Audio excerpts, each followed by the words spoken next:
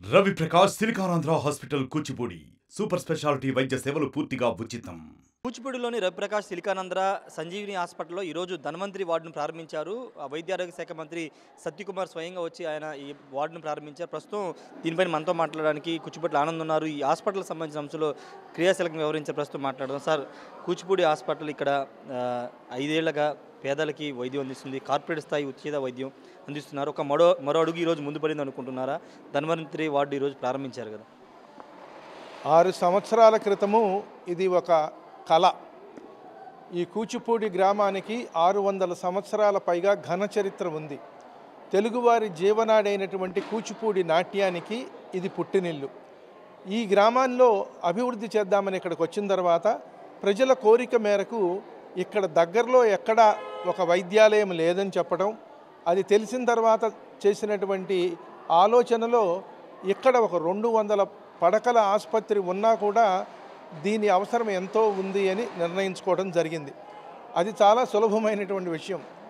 ఈ గ్రామీణ ప్రాంతంలో ఒక 200 పడకల ఆసుపత్రి నిర్మించడం అనేటువంటిది ఒక ఎవరెస్ట్ శిఖరం అధిరోహించినంతటి సవాలు కింద మారింది. ఎన్నో ఒడిదుడుకులను ఎదుర్కొని 20 నెలల్లో సరిగ్గా దీని నిర్మాణం పూర్తి చేసి విజయదశమి అక్టోబర్ 18, 2018 సంవత్సరంలో ఆనాటి గౌరవనీయులు ముఖ్యమంత్రి చంద్రబాబు నాయుడు గారి చేతుల మీదుగా దీనికి ప్రారంభోత్సవం జరిగింది.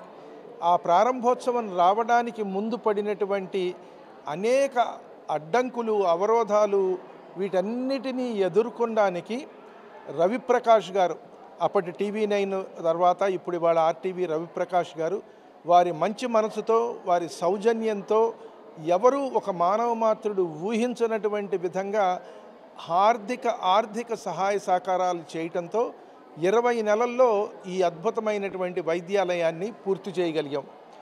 అక్టోబర్లో 2018లో మొదలైన ఈ వైద్యాలయము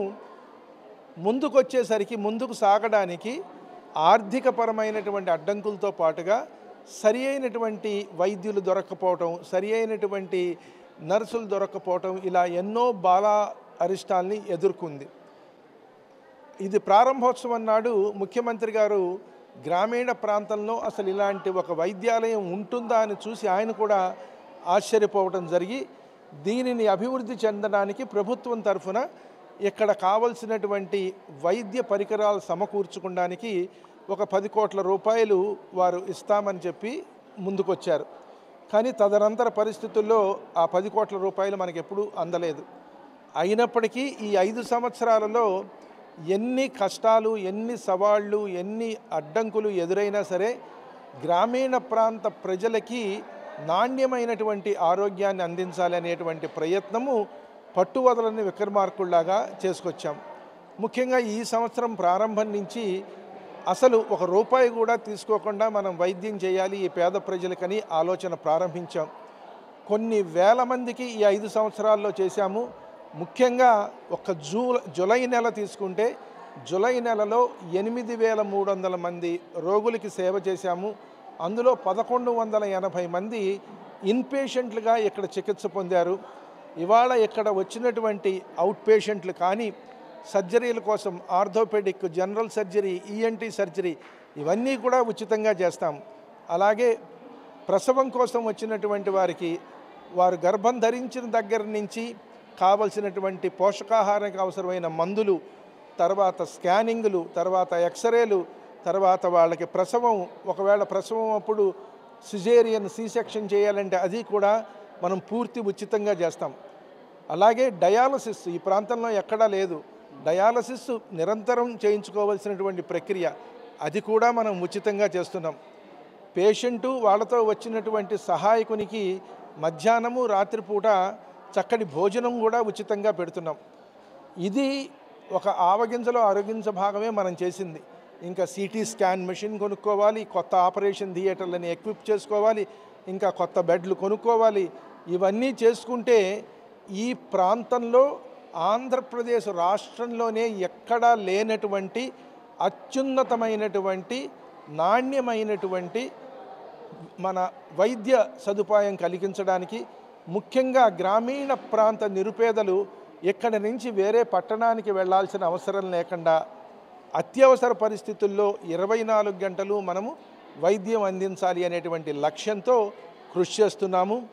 ఈనాడు వైద్య ఆరోగ్య శాఖ మాత్యులు శ్రీ సత్యకుమార్ గారు, అలాగే స్థానిక శాసనసభ్యులు కుమార్ రాజా గారు, అవినిగడ్డ శాసనసభ్యులు మండలి బుద్ధప్రసాద్ గారు, నాకు ఆత్మీయులు అయినటువంటి రవిప్రకాష్ గారు దీనికి రూపొందించుకోవడానికి పక్కన నిలబడి ఆర్థిక సహాయకారాలు చేసినటువంటి వారందరూ ఒక వేదిక మీదకి రావటం భవిష్యత్తు మీద ఆశ కల్పిస్తోంది.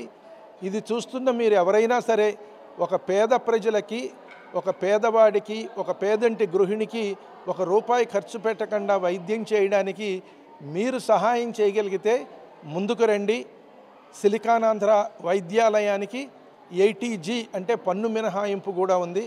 అందరం కలిసి ఈ గ్రామీణ ప్రాంతాల్లో ప్రజలకి అద్భుతమైన వైద్యాన్ని అందించడానికి మీ సహకారాన్ని కోరుకుంటున్నాను, మీ ఆదరాభిమానాలు కోరుకుంటున్నాను, మీ యొక్క ఆశీస్సులు కోరుకుంటున్నాను. ఇట్లు మీ కూచిభొట్ల ఆనంద్, రవిప్రకాష్, సిలికానాంధ్ర సంజీవని వైద్యాలయ వ్యవస్థాపకుడు. ధన్యవాదాలు. Thank you sir. ఖచ్చితంగా ఇప్పుడు అంటే 5-6 సంవత్సరాలుగా నిర్విరామంగా ఇక్కడ పేదలకు ఉచిత వైద్య సేవలు అందుతున్నాయి. భవిష్యత్తులో ఇంకా చేయాల్సింది చాలా ఉందని కూచిభొట్ల ఆనంద్ చెప్తున్నారు. దాతలు ఎవరైనా సహాయం చేయాలంటే ముందుకు రావాలి, ముందుకు వచ్చి సహాయం చేయాలని ఆయన అయితే కోరుతున్న పరిస్థితి ఉంది. కెమెరా పర్సన్ ప్రసాద్తో రాజేష్ టీవీ కూచిపూడి. మరిన్ని వీడియోస్ కోసం ఛానల్ ని సబ్స్క్రైబ్ చేయండి. లేటెస్ట్ అప్డేట్స్ కోసం వాట్సాప్ ఛానల్ ని ఫాలో చేయండి. అండ్ లింక్ డిస్క్రిప్షన్ లో ఉంది.